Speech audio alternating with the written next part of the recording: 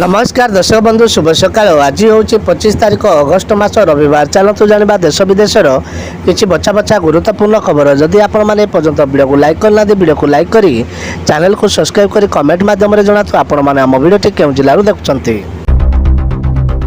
सुभद्रा योजना को ले समालोचना कले नवीन कहले माँ मान को यह कौन करेंगे बीजेपी कर ग्यारंटी। आज राज्य सरकार घोषणा कर सुभद्रा योजना को नहीं विभिन्न महल में बेस समालोचना कर कारण बीजेपी निर्वाचन बेले जो प्रतिश्रुति देता ता वर्तमान पूर्ण रूपरेख नहीं पारना। ग्राहक खुशी खबर हाथ छड़ा करतुनि सुजोग कमिला सुना दर।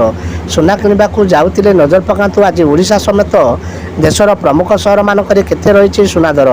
आज भारतीय बजार में 22 क्यारेट सुना दर 10 ग्राम प्रति 66,600 टंका होता बेले 24 क्यारेट सुना ग्राम पिछा 72,650 टंका रही। घरे बसी आधार कार्ड मागणार अपडेट करूँ 14 सेप्टेम्बर तारीख जाए शेष तारीख। आधार कार्ड डॉक्यूमेंट अपलोड करने को नहीं पूर्ण सुजोग मिली। यह हूँ चतुर्थ थर जिते बड़े लोक मैंने आधार कार्ड को मागणा अपडेट करने को सुजोग पाँच। चलित वर्ष को जून मासरे सरकार आधार अपडेट शेष तारीख 14 सेप्टेम्बर पर्यंत वृद्धि कले एवं वर्तमान यही तारीख पाखे आसुअछि। डाक्तर छात्री मृत देखि लगुला चकित कला भली खुलासा कले फरेनिक्स विशेषज्ञ। आरजिकर मेडिकल कॉलेज जड़े जूनियर डाक्तर बलात्कार और हत्या होबार 13 दिन बीतीगला किंतु सेठारे अनेक प्रश्न अच्छी जार उत्तर आज पर्यंत मिलना। एने फोरेन्सिक विशेषज्ञ डॉक्टर हरिद्रम चक्रवर्ती स्वीकार करछन्ते। एवं आंचलिक पाणीपाग जहाँ सूचना मिलूँ आसूची आउ एक लघुचाप प्रबल वर्षा पुणी विजिब ओडिशा।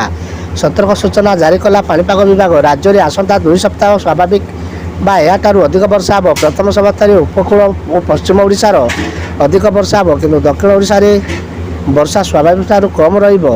29 तारीख में उत्तर बंगोपसागर में लघु सृष्टि हो।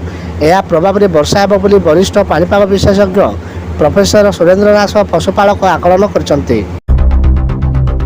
सुभद्रा मिलिबो टंका 5 वर्ष में 50,000 टंका। सुभद्रा योजना एसओपी जारी होइछि। राखी पूर्णिमा अंतर्जातीय महिला दिवस में सुभद्रा डेबिट कार्ड महिला मानक प्रदान करा जिवो। 21 वर्ष रु 60 वर्ष वयस्क महिला यार लाभ पाइपारे। एथिरे वार्षिक 10,000 टंका लेखाएं महिला को प्रदान करा जिवो। 5 वर्ष पर योग्य हिताधिकारी 50,000 टंका पाइपारे। 1 कोटी रु अधिक महिला एथिरे लाभवान हो पारे। अंगनवाड़ी केन्द्र ब्लॉक कार्यालय मो सेवा केन्द्र और जनसेवा केन्द्र में महिला माने आवेदन करि पारे।